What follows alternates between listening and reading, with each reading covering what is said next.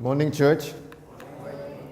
It's good to be back in Maranatha. I think it sounds a little strange to all of you, but having to run around different churches, this is still my home church.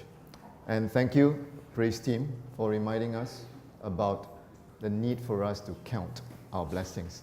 Indeed, it is so important, especially the blessings of health. It was just maybe 2 weeks back that my son went to a funeral of his teacher who passed away, who taught him just a few years back. And there's a Chinese saying that goes, 白发人送黑发人. The white hair folks have to send the black hair folks away. I think we need to appreciate the life, the health that the Lord has always blessed us with. That's why it's indeed good for us to count our blessings. Today, I have Pastor SK allow me to break protocol.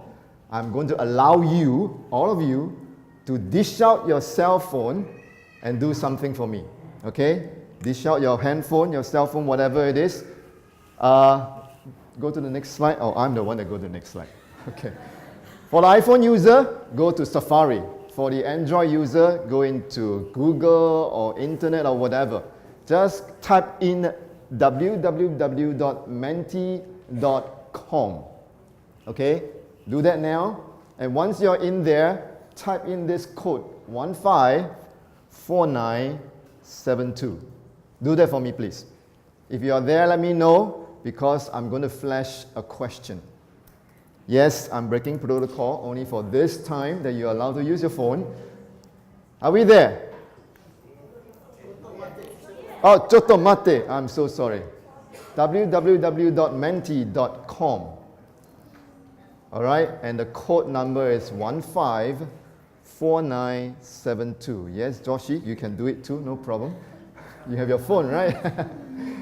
All right, are we there? Yeah. Okay, Landy, can you flash the website? The question is, since we're on the topic on health, are you healthy? All right, don't answer. Answer on the website, okay? Are you healthy? Okay, well, you're already answering, okay? I know there's a lot of definition of health. I know you guys have, different thinking or perception. But in your own, are you healthy? Oh, what's up?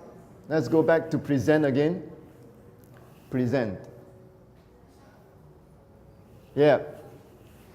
We have about, maybe, how many of you here? Near to 100. We are only having 42. Come on. Are you healthy? Wow. As a conference health director, I'm very happy to see this result. Wow. Okay.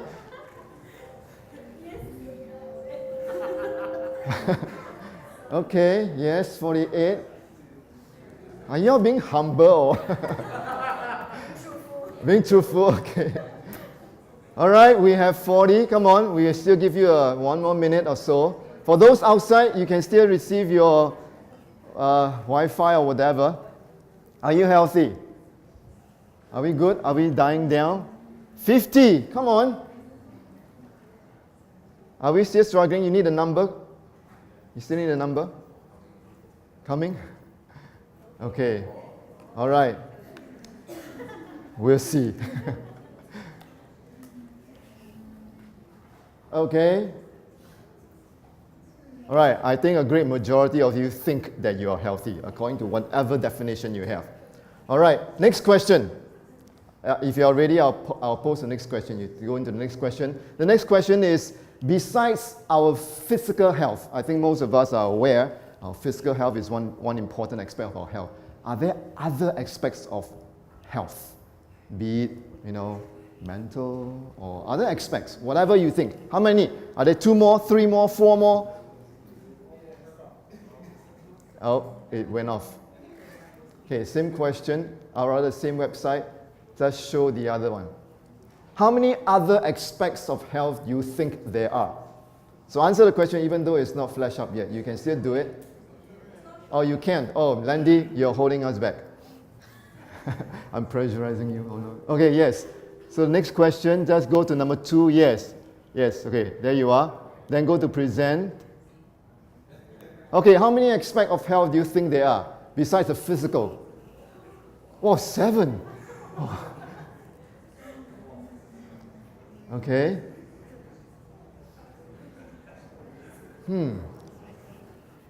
I need to talk to those that say 7.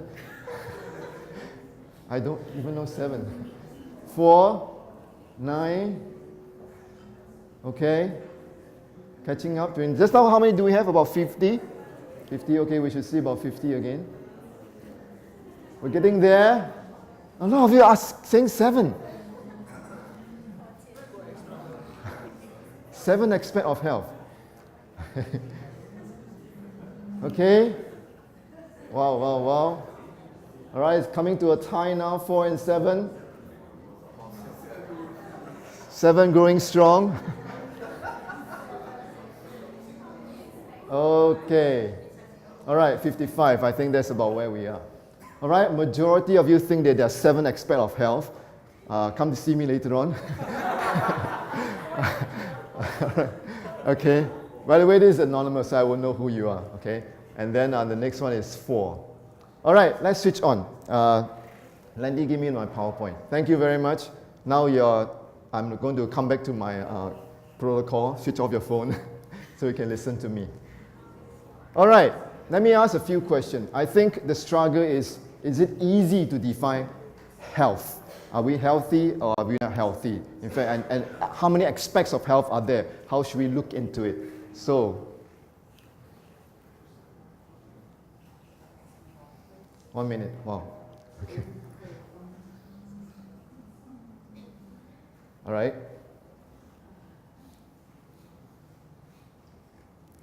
All right, thank you. Okay, so thank you for taking the survey. So let me ask a few questions before we proceed. Is this guy healthy?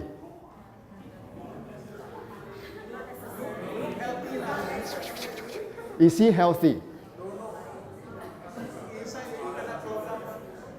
Why are you pointing there? Just because he's muscular, he looks handsome, he's healthy? Okay, well, yeah, that's why I say a muscular man, is he healthy?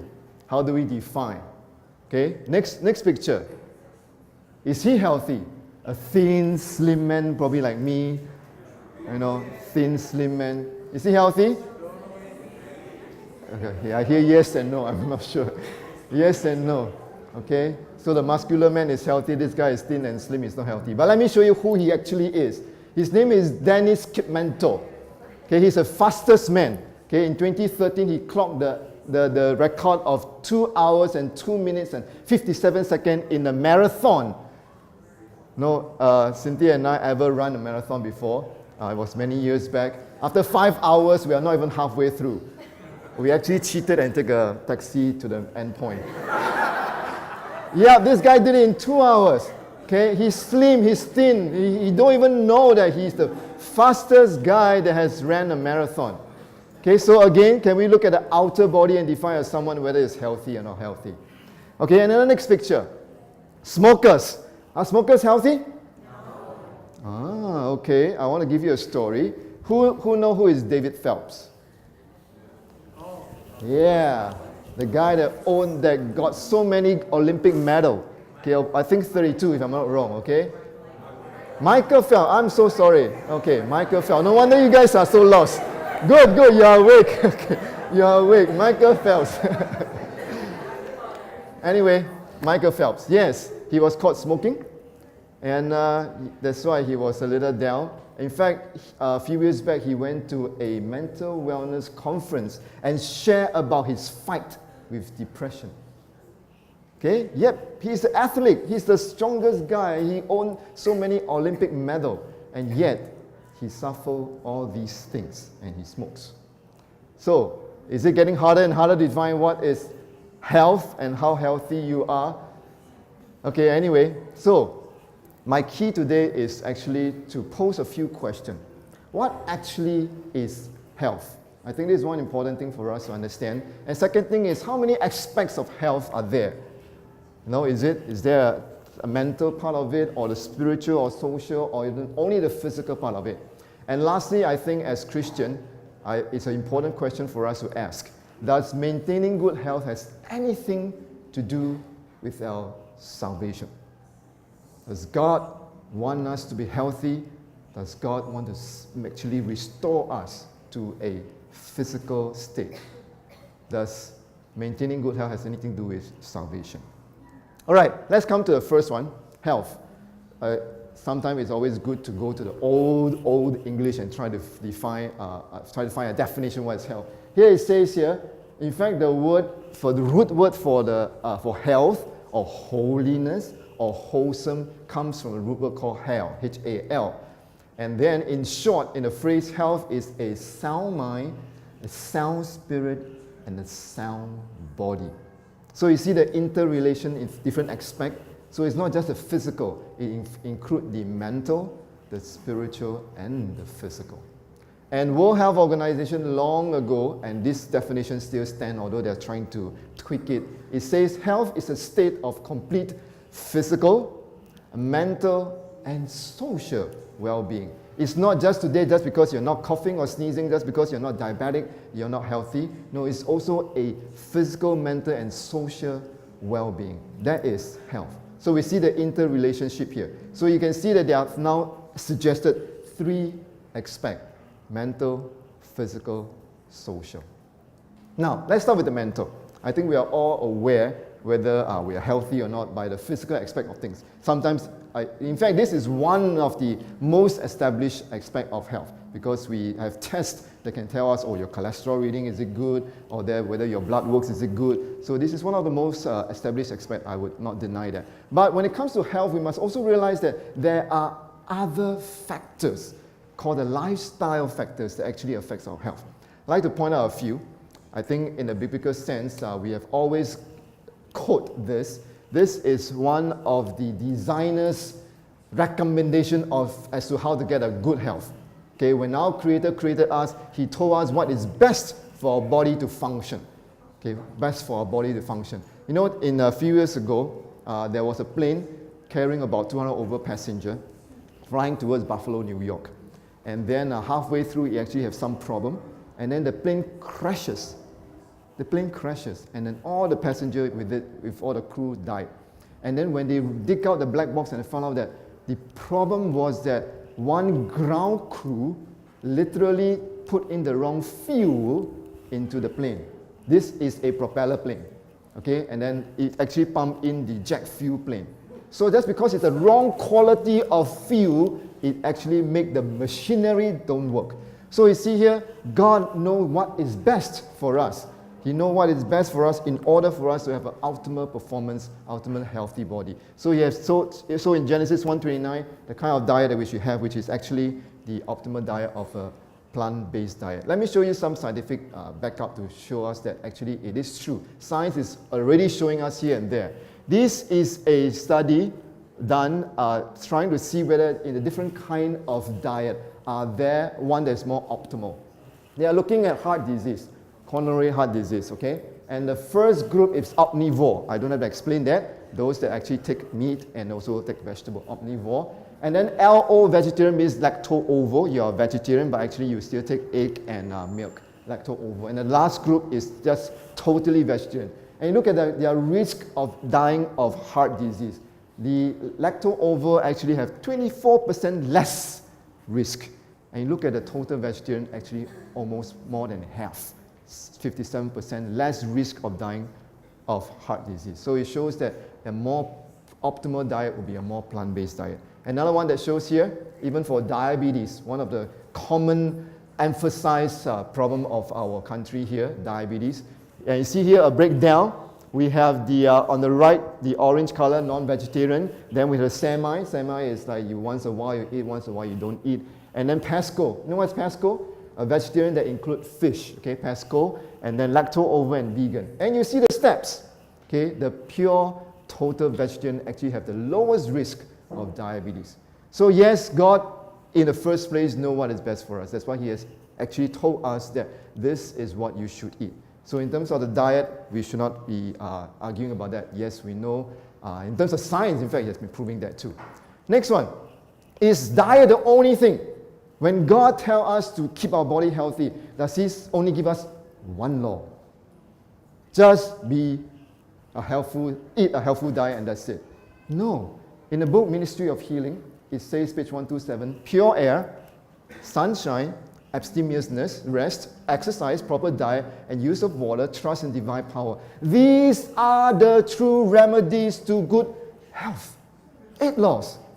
God told us that when He first created us, what is best. When first God created us, the diet that is best for us. God gave us the pure water. God gave us the sunshine. God even gave us rest. By the fact that He made the day and the night when it's darkness, He wants us to go sleep. In fact, He even gave us this sabbatical rest. Every week, come, like what you're doing today. Come for the sabbatical rest. There is 8 laws to the law of health. Let me give you this example from the book, from Genesis 2:15. This, by the way, this text is found pre-fall. God did not actually write this after when man fall. Pre-fall. God took the man, put him in the garden so that he can sit around and do nothing. No, God has instituted us such that we are supposed to be active, to be physically active, to be moving around, to be exercising. So that's why God gave us good diet in Genesis. God also told us that we must be keeping ourselves active. And God also instituted the blessings of rest. God even instituted the blessings of social life. Remember when God created man and said, it is not good for man to be alone. God knows that we need to have social aspect of our health. Second one, the quote from Healthful Living 133, the diseased stomach will find relief by exercise. Exercise is important to digestion and to a healthy condition of body and mind. So we see the importance of that. Next one, rest. Is rest important? Yes, nature will restore their vigor and strength in their sleeping hours if her laws are not violated. Yes, we need to have enough hours of rest each night. And this is interesting. Mrs. White, of course, is counseling somebody. It says here, make it a habit not to sit up after 9 o'clock. Every light should be just extinguished when nighttime comes. This turning night into day is a what? Read with me. Wretched, health-destroying habit. And this reading much of the brain worker is actually very injurious to our health. So you see here, we need to realize that yes, even though you may be a proper diet, you have a so-called, you're a vegetarian, but you're not exercising, but you're not sleeping the number of hours that you need, or we're sleeping late all the time, or you're always angry with people, or you're not forgiving people, you will still not be healthy. Total health that the Lord in the Bible has taught us is a complete health of the physical, mental, social. So please remember, there are 8 laws to health. Now, the mental aspect. Is our mental aspect of health important? Yes. It says here in Reflecting Christ, I liked it very much. Since the mind and the soul find expression through the body, both mental and spiritual vigor are to a great degree depending on what? Your physical. Your mental and your spiritual is greatly dependent on your physical. Whatever promotes the physical health promotes the development of a strong mind and a well-balanced character. Next one, relationship between appetite, our diet or our physical part of it. God requires that His people a continual advancement. We need to learn that indulging in our appetite is the greatest hindrance to mental improvement and soul sanctification.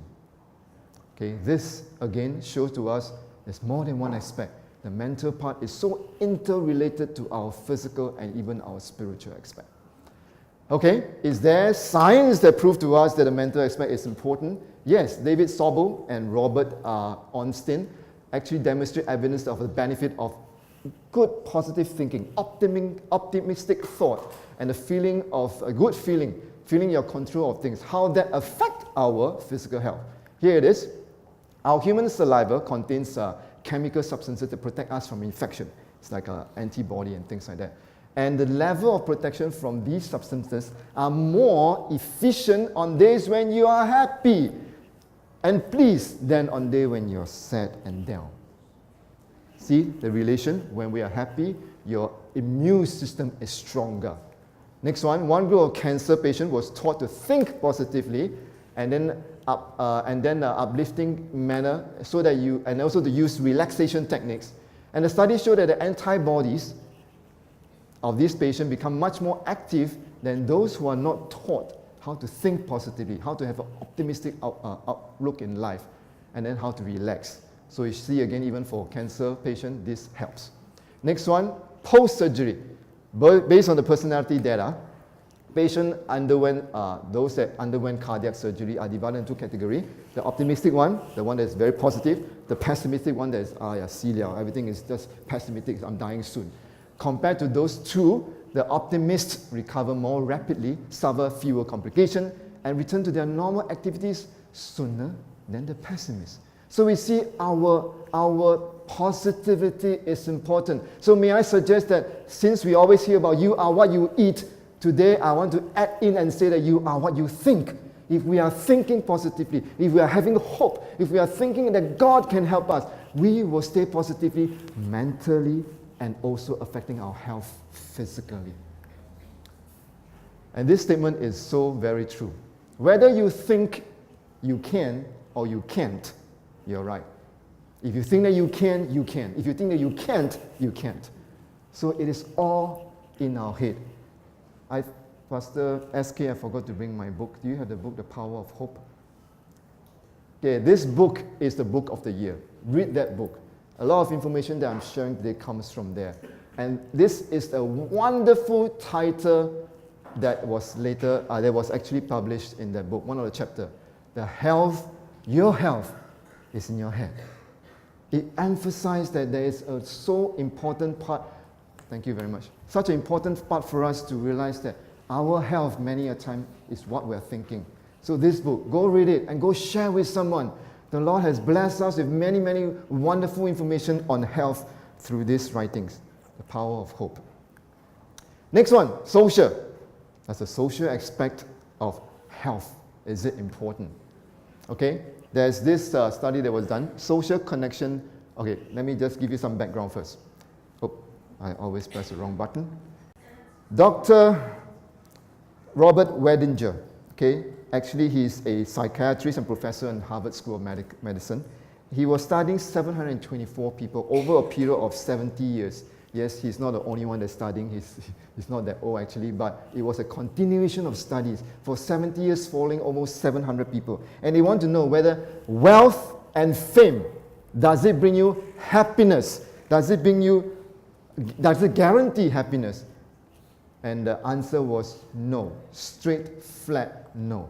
In fact, what will give us happiness, better relationship, in fact, social connection benefit human beings while loneliness kill. It basically shows to us again, we need to be a social being. We need to be connected socially. The next one is the quality of relationship is more important than the quantity. Quality. Good quality relationship you have with your family, with your friends, with your colleague, with your church members are more important. And lastly, happy, long-lasting relationship protect physical and mental health. Again, showing to us that science has proved the social aspect of our health is just as important. It's not responding.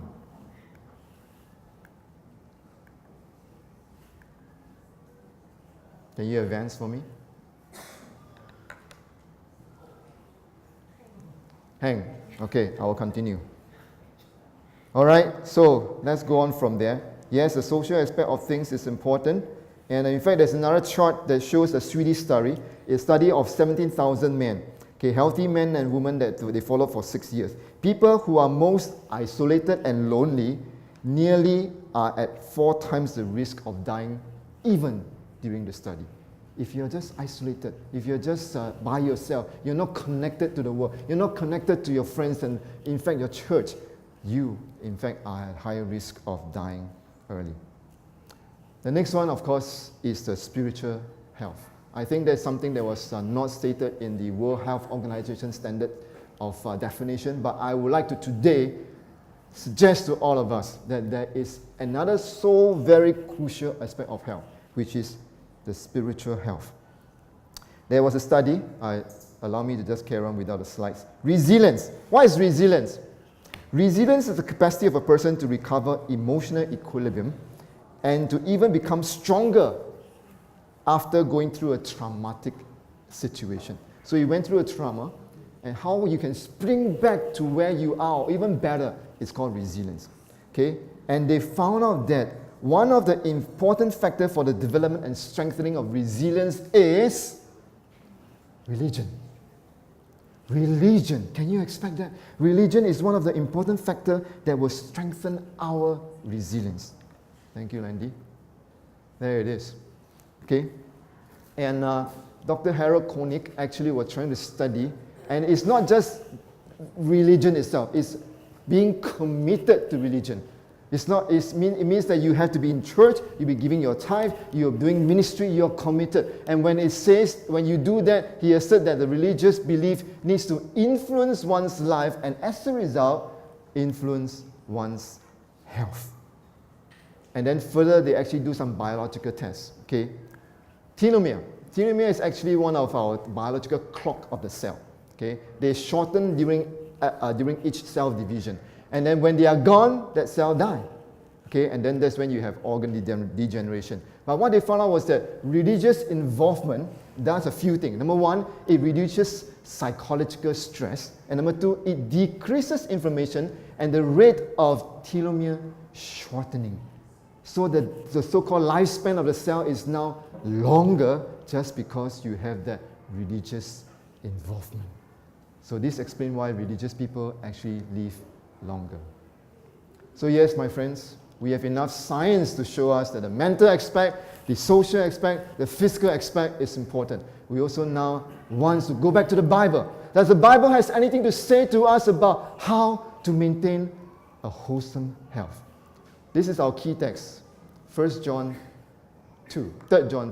Dear friend, I pray that you may enjoy good health and that all may go well with you, even as your soul is getting along well. Yes, John realized the importance of our physical health, that he wants to bless us and remind us the importance of us keeping ourselves healthy.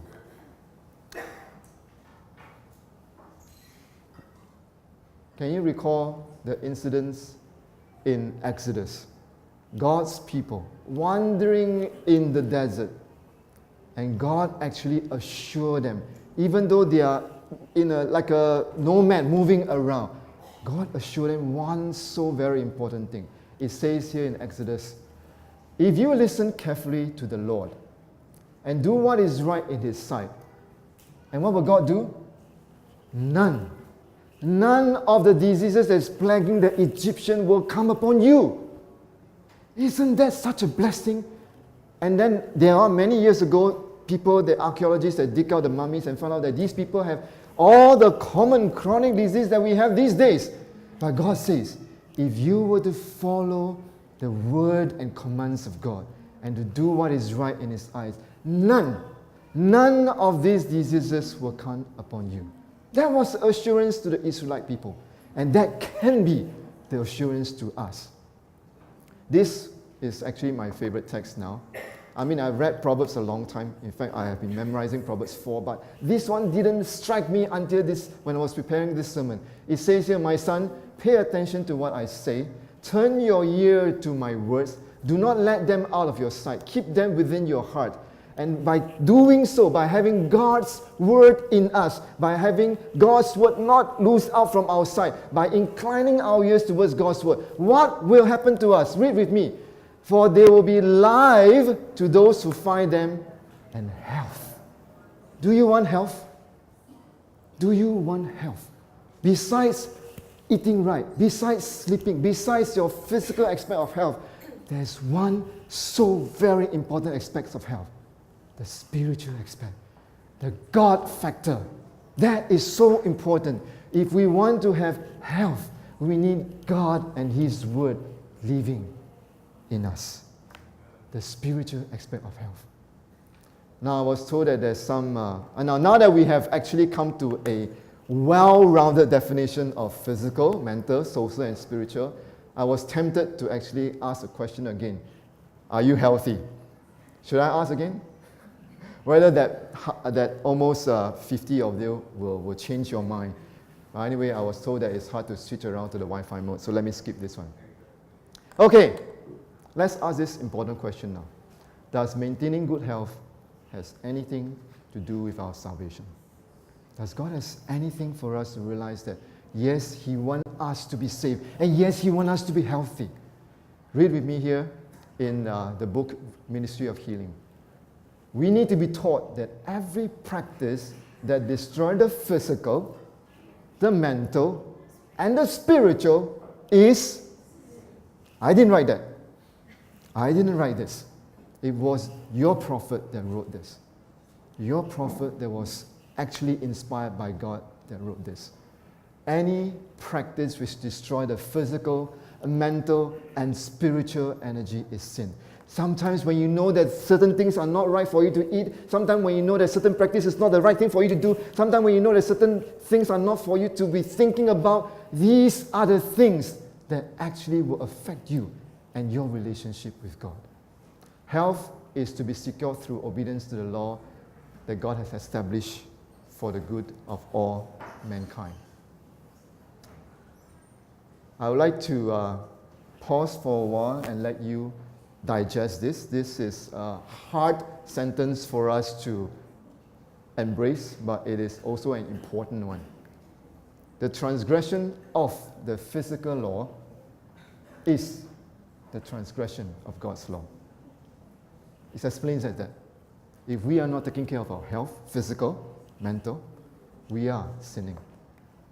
Our Creator is Jesus Christ. He's the author of both the physical and also the moral. When we sin against God, we can sin not only just by sinning in terms spiritually, in terms of our relationship with Him, in terms of doing wrong things, but also not taking care of our physical health.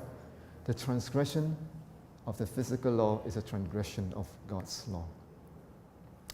The human being who is careless and reckless of the habits and practices that concern his physical life and health sin against God. I think I have enough of this text to show us that it is so very important for us to embrace the spiritual aspect of our life with God and also of our health. Now, in summary, we know that there are many acronyms here and there. Okay, these serve one purpose. To me, it serves one purpose. Be it is about, the acronym is creation, or new start, or life start, or celebration, or God's plan. These remind us of very one thing, that there are 8 laws to health.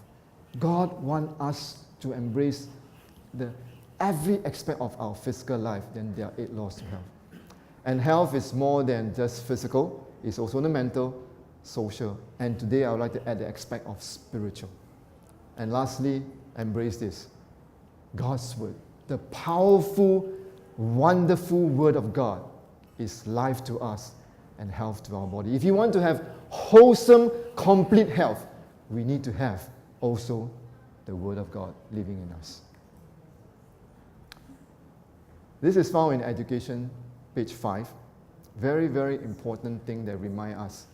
When Jesus died on the cross to save human beings, that is the plan of redemption. It is not just to save us in quote.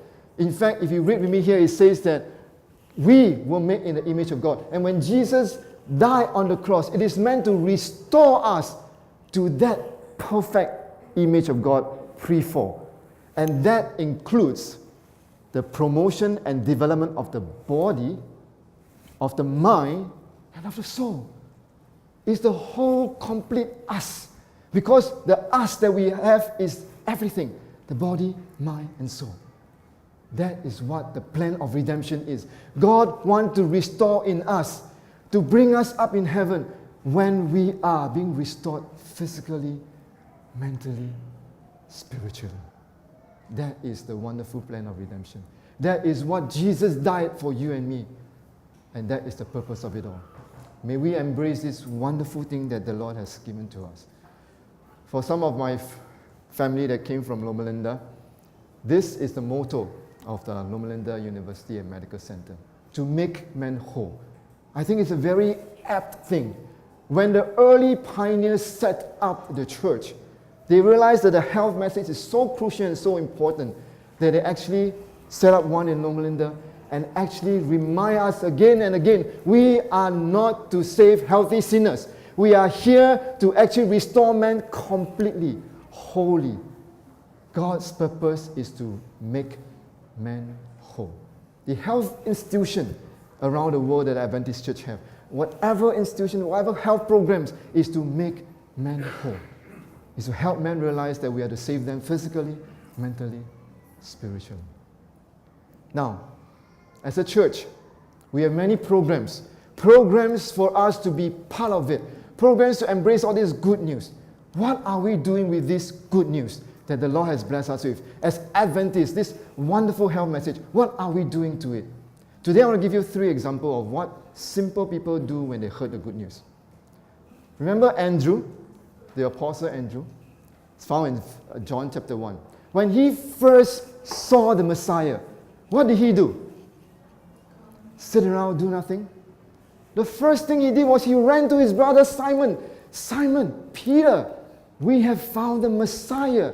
He did not keep the good news to himself. He actually went and told people. If Andrew kept selfishly the good news to himself, today we will not have the great apostle Peter, who has died hanging on the cross upside down.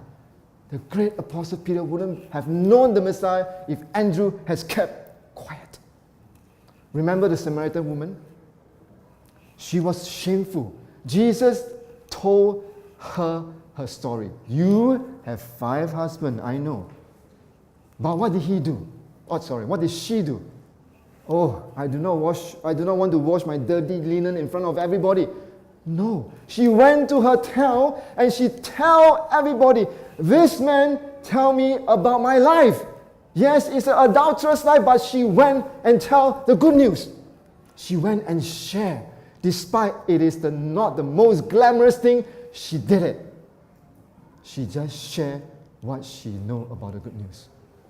Last one, the demon-possessed man, Luke chapter 8. Remember the part where Jesus went to this island? This guy that was demon-possessed, he cannot mix with the people. In fact, he lived in the tomb. And then there was this legion that's living in him. And Jesus cast the legion out, went to the pigs. What does this man want to do? He begged Jesus, I want to follow you, let me follow you.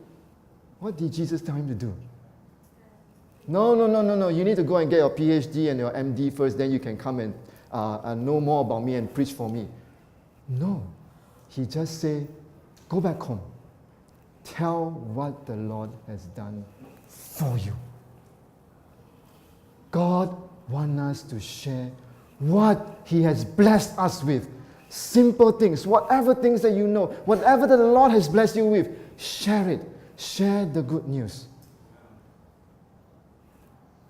Sometimes we thought that we need to be very equipped, we need to be empowered, we need to know everything before we can share. No. Simple little things that you can do will be good enough. Friends, we must understand that we have a work. God has actually told us this wonderful health message that He has is meant for a purpose. It's meant to prepare the way so that the reception of the truth by the people around us will be there. It's like a key, it's like a door wedge for us to enter into the heart. That is the purpose of the health message, the medical missionary work. It's the right hand to open the door of our hearts, of our friends, hearts of our neighbors, hearts of our colleagues. That is the health message. That's the purpose of it. In fact, this sums it up so nicely. The medical missionary work brings to humanity the gospel of release from suffering. It is the gospel in practice.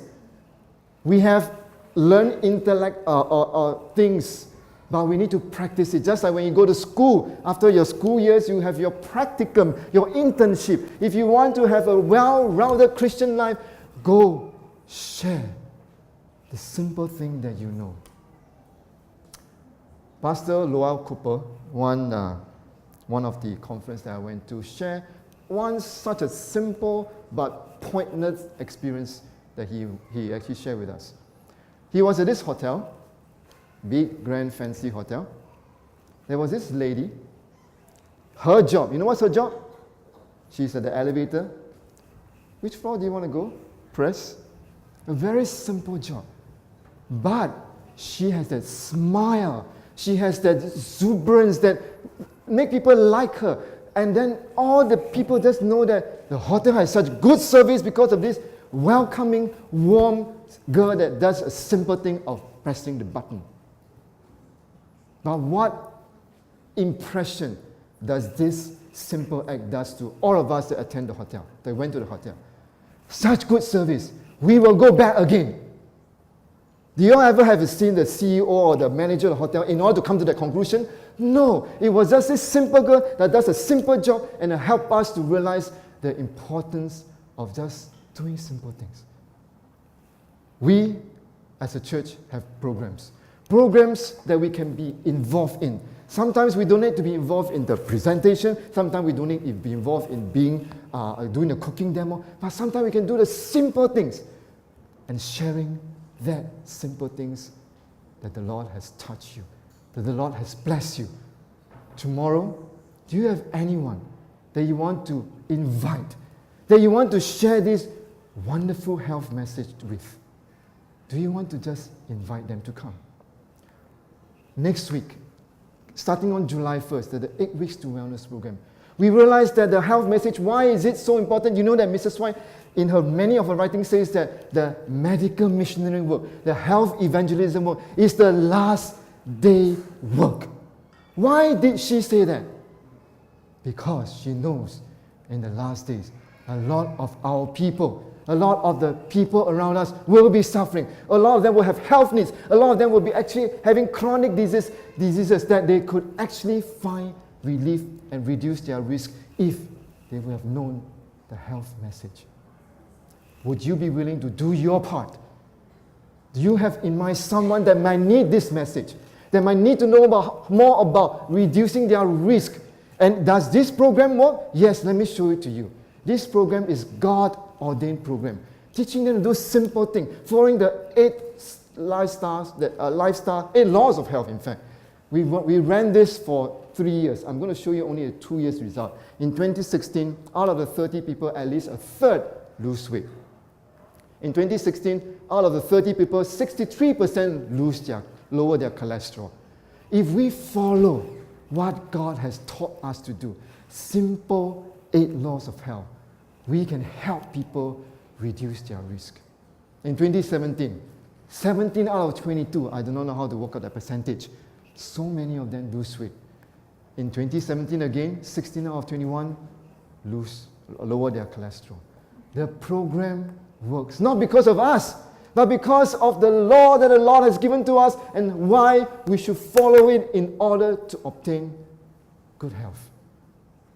Brothers and sisters, you can play your part. Small role, big role.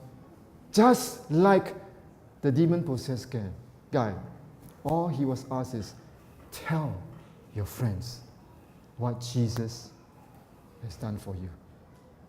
May we bear this in mind as we realize that God has blessed us so much. We are only doing so little to return back to Him. And I challenge you today that we'll do our very, very utmost best to do whatever we can to share the good news of Jesus to everyone around us. Thank you.